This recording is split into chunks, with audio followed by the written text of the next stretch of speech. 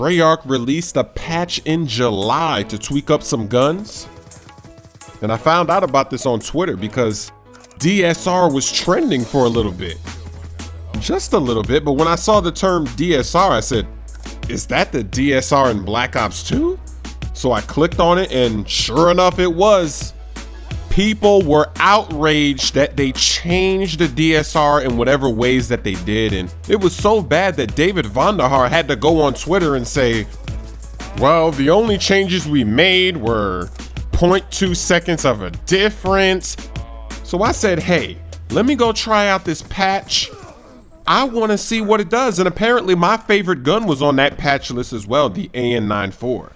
And I have to say that, yeah, the gun isn't as good as it was before, but the good news is that this is still a good gun. There were some moments where I'm shooting somebody and I stopped shooting, because normally when I would shoot them that many times, I know they'd be dead. But when they weren't dead, I was kind of shocked, like, okay, so let me just use some more bullets.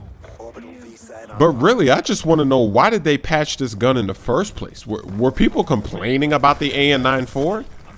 Because since this game's been out, it's never really seemed like it was a gun that people thought was overpowered, or I don't know. I mean, I use it because I like assault rifles, I like the range, but I don't really think it was that great.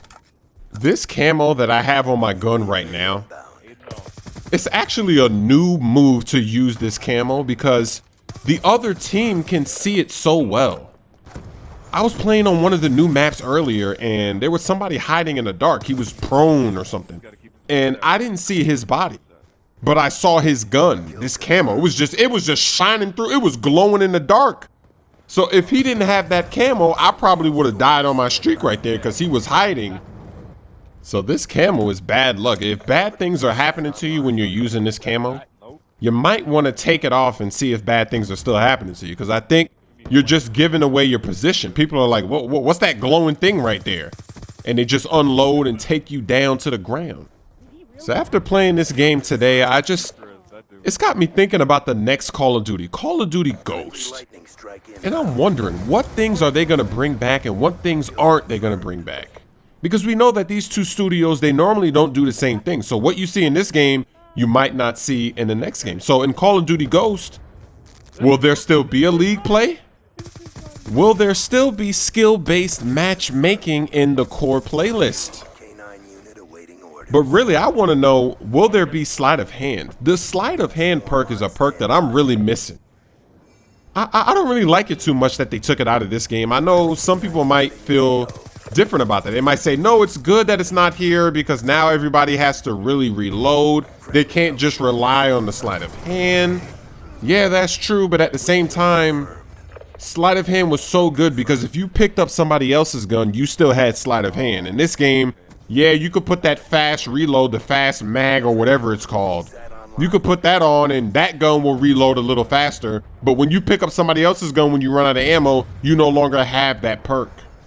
So I'm hoping sleight of hand comes back. I don't know. Let me know. Do you want to see sleight of hand come back, or do you want it to be like this game where it's not in the game? The next thing I'm thinking about is the Pick 10 system. Are they gonna bring the Pick 10 system back?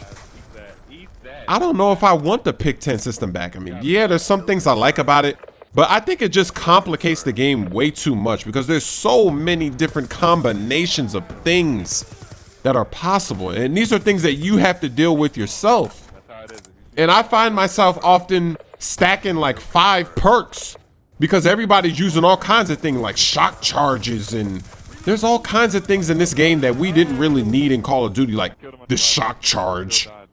Why did we need that? We were just perfectly fine in Call of Duty without the shock charge and the toughness perk. We don't need that perk. I hope that perk does not come back in the next game because it really messes up the game. Because if you're shooting somebody that has toughness and you don't have toughness, it's just ridiculous. I think they should just take it out completely. It shouldn't be there. We don't need it. It messes up the game, in my opinion. The next thing about the Pick 10 system is I think if they are going to bring it back, it shouldn't matter. There should be no perk tiers. You should just be able to pick your perks. You can pick any 3 perks, and then if you want more than 3 perks, you have to start using the wild cards.